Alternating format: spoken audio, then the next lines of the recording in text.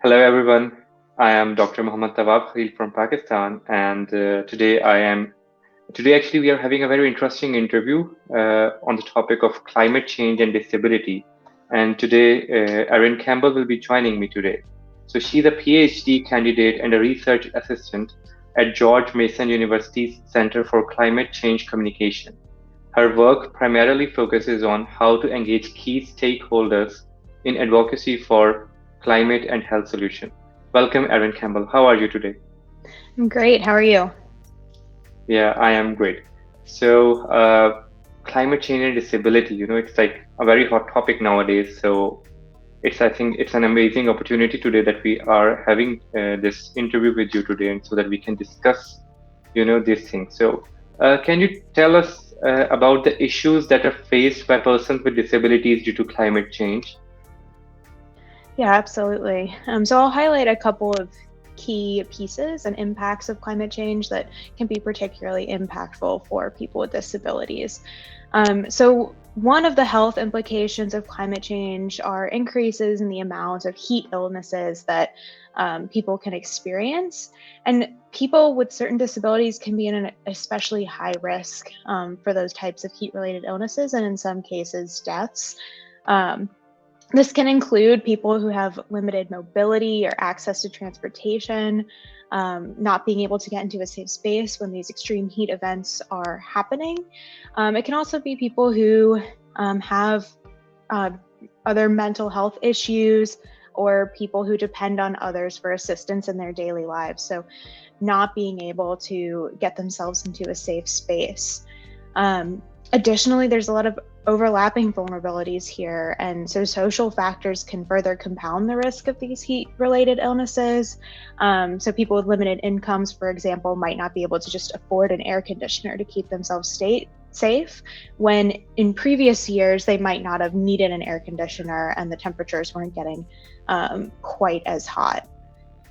Another climate impact that might be particularly harmful for people with disabilities are water related illnesses. So, drinking or coming into contact with contaminated water can lead to like gastrointestinal issues or other health related impacts.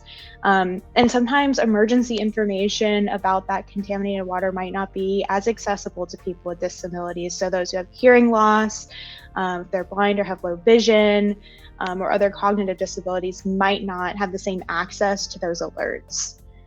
I mentioned mental health effects previously, but people with disabilities are oftentimes among the groups that are most vulnerable to those mental health impacts of climate change. And this is kind of a compounding factor with some of those other impacts that I just mentioned.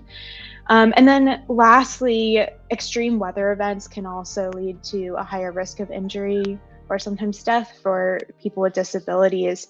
They require more assistance during those extreme events to get to safety, either before, during the event, or even after the event if there's flooding post a hurricane. So evacuation can be a concern.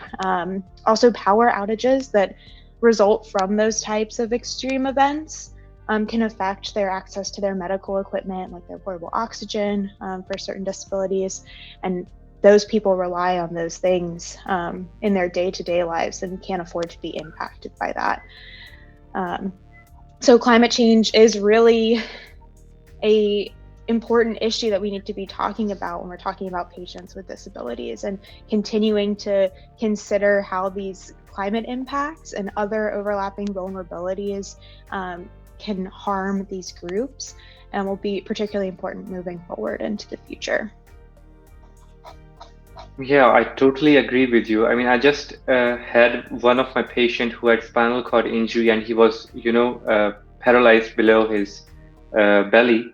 And Mhm. as you know, that Pakistan had the worst floods in its history quite recently, and like more than 50% of the country was hit by flash floods. And this patient, he was living in some rural areas of Sindh, that is a province in Pakistan, and he was totally independent in his activities of daily living before this flood. But Mhm. when this flash flood came, he was unable to move his wheelchair. He was unable to do all these things. He had nowhere to go and use the for any place for toileting, and he was like totally dependent on persons around him to do those basic things. And that was like, that was affecting his mental health as well, because he was of the view that I was like totally independent before that. I was able Mm-hmm. to move, do all those things. Now there is water all over, and I don't know how to move in water because with my wheelchair, I'm like, he actually told me that he feels like it's like his day one of injury where he's like 100% dependent on people around him. So that was like quite, uh, I mean, it was a weird situation for me because it was something that I had not thought that, that can happen and this can affect my patients that way. So, like, I Mm-hmm. totally agree with you that we have to like think about this climate change for our patients, as a uh, Mm-hmm. resident doctor. So, well, this leads to me to my second question: that why do you think that it is important right now that we should address this issue of climate change, disability, and rehabilitation? Mm-hmm. Yeah, I think this goes back to the example that you just gave and how intricately related these climate impacts, particularly on these more vulnerable groups, how intricately it's related to all aspects of their lives. And it's something that we don't think about as often as we should, and particularly as practitioners and engaging with patients. It's very important that they're aware of how they might be impacted and help them prepare for these events that might occur. Um, because of that intricate relationship of climate change with human life, we're also concerned about just the general quality of human life and the access to the resources and care that people deserve, as well as the fact that, going back to this idea of vulnerability and how a lot of these vulnerabilities are intertwined with each other, like socioeconomic status and things like that, those who are worst impacted are also those who are first impacted. And so understanding that these patients are already going to be the worst impacted, they're also likely going to be those who are going to experience these things first, because the change in heat that might impact me might be different from someone else. And so understanding how to kind of get ahead of this issue and communicate about the climate and health impacts for different groups based on their predisposed vulnerabilities, I think is an extremely important reason why we need to start thinking about this now instead of when these events are happening. Yeah, that is so true. And so, what do you think that what are the strategies that rehabilitation care systems should actually adopt that can help them with climate change mitigation? Mm-hmm. Yeah, so I think one of the first things that um, larger health organizations should be considering are, how do you invest in sustainable practices? So limiting just day-to-day energy consumption, divesting from fossil fuels for hospitals, and buying energy from renewable sources is one active way. Another thing is educating patients, providing them with resources, and providing staff members at hospitals, regardless of their role, about how they can effectively engage in conversations about climate and health. And that's something that we do a lot at the Center for Climate Change Communication. That's kind of what we're all about, is how do we talk about this issue effectively, and how can we help people understand how it's going to impact their lives.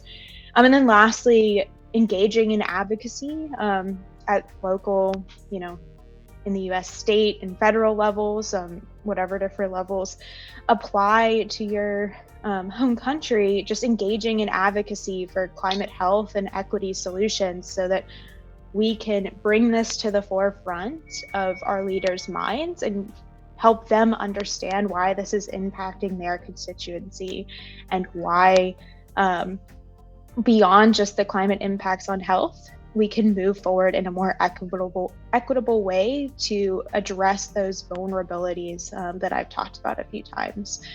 So my three recommendations would be organizational changes within your practice, educating patients as well as fellow health professionals and staff, and how to engage patients and educate them about these issues, and then advocating for climate and health solutions. Yeah, I think it is very important that we should, start educating our patients regarding this particular issue of climate change as well, because we are educating them regarding so many other things, how to manage very basic things of their Hmm. life. So we should also tell them how to tackle the climate change as well, because right now we know that this is something that is, it's not something that is going to happen like after like 10 years or 20 years, but this is something that is happening right now at the very same moment. So we just, Hmm. I think, need to be more open to our patients regarding that as well. And obviously the structural Absolutely. changes in the rehabilitation care systems as well, and then advocacy is also Mhm. very, very important. So, ISPRM is actually currently surveying its members regarding the climate change beliefs and attitudes. So, why do you think it is necessary right now to do that? Hmm. Yeah, so the Center for Climate Change Communication that I work for is partnering with ISPRM to survey their members about their climate beliefs and attitudes. And I think this is important for a couple of different reasons. So, from the perspective within ISPRM, it can help you better understand the membership and the people that are a part of this society to be able to provide services that support their interest in climate change and health and help give them those resources that I just mentioned to be able to educate the public. So, this will help the society understand what it needs to do to be more active on this issue. More broadly, it'll also provide insights into just the general health community globally's views on this issue and its connections to climate and health. And so that can help us understand if and how health professionals, regardless of their discipline, if they're willing to act in service of the climate, if they think this is something that their patients need to be more aware of, and that can help us moving forward beyond ISPRM to really engage with this issue and push for the policy changes as well as just the education that's needed to bring this to the forefront of the climate discussion. Yeah, those are some very important points to know the need of this thing. Hmm. And as physiatrists, I mean, because we are the people who are actually advocating for our patients, so it is Hmm. important that we need to have a clear idea of how climate is going to affect our patients. Only then can we advocate for that as well. Hmm. Yeah, so Absolutely. I would request actually all the members, if you haven't like completed that survey right up till now, so I request you all to check your emails and visit the website of ISPRM and try to complete the survey as soon as possible.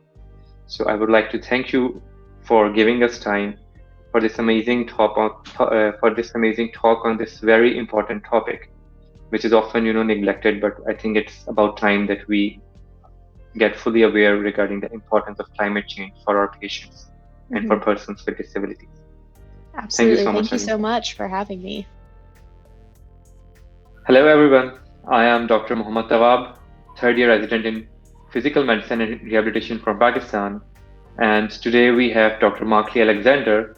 And today we are going to discuss about this very important and interesting issue of climate change, disability, and rehabilitation. So, Dr. Marclee Alexander is a physiatrist, and she's the editor in chief of the Journal of Climate Change and Health, and founder and president of Sustain Our Abilities, which is an NGO that has team members on all the 6 continents, and it is looking actually at the intersection of climate change and disability. Welcome, Dr. Marclee Alexander. How are you doing today? Great. Thank you so much for having me. Yeah, it's amazing to have you here, Dr. Alexander. So, I would actually like to ask you that recently, Global Consortium for Climate Change and ISPRM, they both actually collaborated to conduct the workshop for climate change, disability, and rehabilitation. So, can you briefly describe what it was about? Sure. So, Global Consortium on Climate Change and Health Education, ISPRM, and Sustain Our Abilities jointly held a 4-part seminar on climate change, rehabilitation, and disability. And this was really the first international meeting that got into the concepts of climate change and rehabilitation in all aspects. We put together the seminar in 4 pieces so that everyone would really have a voice in this important topic. You've got to realize that climate change is the number one issue affecting the health of people in the next 100 years. And in particular, people with disabilities are especially susceptible to the impacts of climate change. But rehab doctors don't really have a foundation of understanding of the impacts of climate change. So in this 4-part series, we had one session talking about the issues of climate change and health from health experts and how exactly that would affect people with disabilities. The second session was therapists from around the world talking about their specific disciplines and how climate change needs to be incorporated into their practices. The third session was from people living with disabilities and them being able to share their impressions on how climate change is impacting them now and what is really important for us to do about that. And then finally, in the last section, there were practical tips from healthcare providers in other specialties that rehabilitation professionals could use in their own healthcare systems to start making their workplace more adapted to climate change and to start decreasing their carbon footprints. Yeah, so talking about the issues that are faced by persons with disabilities. So can you just tell us briefly what those issues really are? Absolutely. So disability is a very broad term, and there are a myriad of disabilities. People can have severe disabilities like spinal cord injuries or MS in particular. Both of those disabilities, motoric, sensory problems. Often people are using wheelchairs. They may have bladder and bowel dysfunction, and they also have a severe impact from weather. So a person with spinal cord injury can't tolerate extremes in temperature, nor can persons with MS. So in this group of people, there are issues in particular where they will be impacted more by the extremes in temperature. There are also people, though, with sensory disabilities, with cognitive, neurologic disabilities, such as brain injuries or autism. And people with these issues would have problems in being in shelters, potentially. They couldn't be in environments where there's many other people around. All people with disabilities might have the need for attendance, may have the need for assistive devices. And when you go into shelters, these sometimes may not be allowed. People with disabilities are disproportionately impacted when there are extreme weather events. The recent floods, as you know, in Pakistan, when there are floods, people with disabilities are more vulnerable. If they can't move as quickly, if they can't hear as well, if they can't see. So all of these issues are very different depending on what the person's disability is, but they add up to the same thing, is that responding to climate change is more difficult if you're living with a disability. On the other hand, people with disabilities are very aware and knowledgeable about what their concerns are, and it's important that we acknowledge their knowledge and incorporate their recommendations into the work we do to help as climate change progresses. One other thing I might say is that people with disabilities and able-bodied people are also very impacted by climate change from a mental health standpoint.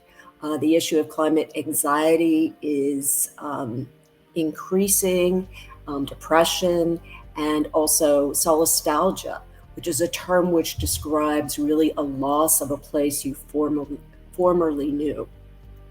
Other climate and health issues can be respiratory issues, increased allergies, increased skin problems, more problems with cardiac issues and stroke in terms of extremes of weather. So there's a number of issues, more infectious disease problems related to climate change. So while these issues impact the able-bodied, they actually can impact people with disabilities more. And when we think about disabilities, we also have to think about the other issues and the other ways people can be marginalized in society. People with disabilities can also be in poor environments. They might be in low-lying countries. They might be from an indigenous peoples group. They could be women. They could be from a BIPOC community. all of these other aspects can worsen the impact of climate change on people with disabilities. So in my vision and the vision of Sustain Our Abilities, our goal is that people with disabilities and rehabilitation professionals work together around the world to work on this important problem.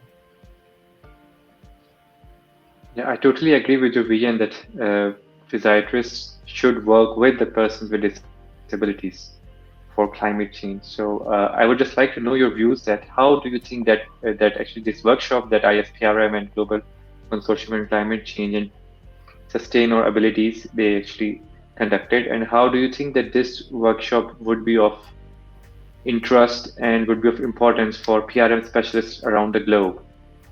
Well, I think it would be excellent for PM&R specialists to observe the workshop and also take an active role in it. Because one of the things we ask people to do is to take one step related to climate change in their own lives. And I think that's really important. The workshop gives you a strong foundation. It's not easy to find accurate, good information about climate change, and especially not easy to find it in rehabilitation. So this workshop, which is available anytime, hopefully you can add the URL for the YouTube channel where it's available, gives information in 6 hours. It's a lot of information, but it's an important foundation. And I also think that there's a lot of work that young physiatrists or academic physiatrists need to do in this arena, and the workshop can, in some ways, be a stepping stone to get involved. Yeah, that sounds great. I just had this another question. How did you got into climate change and rehabilitation? I mean, because I'm talking about me, because when we are like in our training, we get this concept in very small amount in disaster rehabilitation. So I just wanted to know, how did you got in it, Well, thanks for asking that. Back in 2007, when Al Gore was doing his trainings and wrote his first book, I really started reading about it. And when I first thought about climate change, it's a concept that's very hard to accept. And so I was first in disbelief, but then I applied and I did the training back in 2007. And I had a full-time practice for many years and young children growing up, so I couldn't really delve into the topic of climate change fully until my children were older. And then a few years ago, I was giving a talk, and I like to walk. And I actually got very frustrated because there's many times I've tried to submit papers and workshops to conferences and gotten turned down. And my other background's in spinal cord injury and sexuality, and people would always want me to speak about that, but nobody wanted me to speak about climate change. And so I decided I was going to do something radical, and I started a walk. I started a walk from Canada to Key West, and what I did was actually I've walked to many medical centers and given grand rounds there. I've walked halfway down the coast of the United States to bring attention to the topic. And then it's just kind of grown from there in terms of different actions I've taken. I think it's the most important issue, not only for people with disabilities and people that are living now, but also for our children and the future. And I think we're really morally required to work on this. We only have one Earth, and taking care of our Earth and all the beauty in the Earth is so important. So that's how I got involved in it. Yeah, that is so beautiful that we only have one Earth. It's amazing, and I'm like truly inspired by your struggle, your walk and everything. And I will say, I do have plans to resume my walk. I had to stop because of COVID. And in February 24, I'm going to finish walking another, it's about 1,600 kilometers. Yeah, best of luck for that. Thanks. So, Dr. Alexander, what strategies do you think that rehabilitation care systems should adopt, which can actually help for climate change mitigation? Well, I think there's a lot of strategies. I think one thing certainly is how we provide care. The issue of coordination of care is important. We've got to think about eliminating unnecessary trips. The issue of telemedicine is a great way to decrease carbon inputs. Another way is to think about the environment you're in. Many hospitals really don't even recycle. They create a lot of waste. They don't look into what they're doing. And another thing that can be done is doing a waste audit. This is something that's talked about in the course. That's something people can do to eliminate some of our output. Hospitals can actually start green committees and start working on decreasing their carbon inputs. There's issues of changing the way we have meetings. More meetings on Zoom is better than traveling all the time. One of the things is that travel, flying is one of the worst ways that we put carbon into the environment. Physicians can also think about what they're investing their dollars in. There's so many things that people can do, but also one of the most important things that physiatrists can do is talk about the issue. Talk about it with their patients, talk about it with their colleagues, really be part of the solution. We're all so busy that as physicians, we tend to get in our own little world and never come out of it. And what we need to realize is that there's other things we've got to care about in life. And we might find, a very important issue and solve this important issue, but it might be in a very small area. And meanwhile, the rest of the world is having these incredible problems. So I think it's really important that we keep our minds open. And one of the sayings that we started with the journal was clear for what rehab professionals or doctors could be is communicators, climate leaders, educators, advocates, and researchers. There's also a lot of research that we need to do in this field. Yeah, I totally agree with you. So currently, as far as I know, that Global Consortium for Climate Change, they are surveying ISPRM members about climate change beliefs and attitudes. So how do you think that would help, and why does it matter to interview the members of ISPRM? Sure. Well, this is actually a survey that we are doing in conjunction with George Mason University. I would also say that there is a position paper coming out from ISPRM about climate change and rehabilitation. This survey is really a start. It's a baseline analysis of where the rehabilitation community is and trying to get people's opinions about climate change. There is a lot of work that we need to do with ISPM in terms of climate change. Really, I think it needs to be part of every educational agenda. We need to be thinking about it, and we need to be educating people about it if we're going to expect them to take action. So this survey is really a start to find out what people's attitudes are, to find out what people have done or haven't done, and to develop a foundation for what we need to do going forward. Thank you so much, Dr. Alexander, for giving us time, and I wish you all the best luck for your upcoming walk as well. And it was very nice to meet you. Thank you so much for your time. Thank you very much for having an interest in this topic, and please do the survey and get all your friends to do it and watch the webinar. I think the webinar would be a great way for residents to start an initiative in their facilities. Thank you. Thank you so much.